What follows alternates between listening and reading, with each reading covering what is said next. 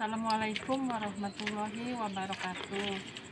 Salam sehat untuk kita semua. Di sini saya ingin berbagi tips untuk cara mengobati ayam yang sedang sakit ngorok. Nah, ini obatnya. Ini namanya RE, ramuan edan. Yuk kita bikin caranya.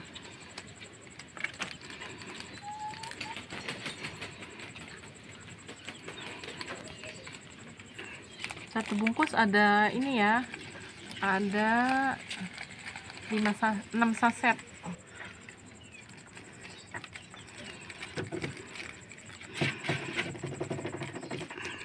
Kita pakai 1 saset.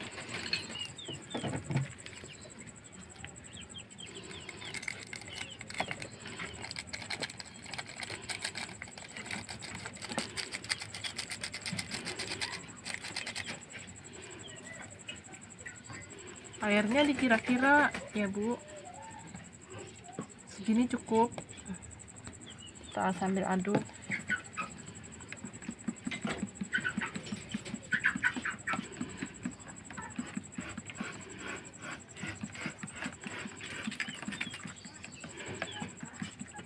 Sampai larut.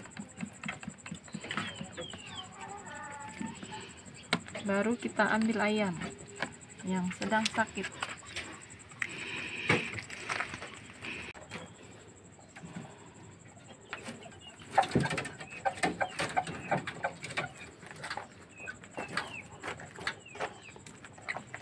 Ayam saya yang ini sudah sakit ngorok 2 hari. Yuk kita obati.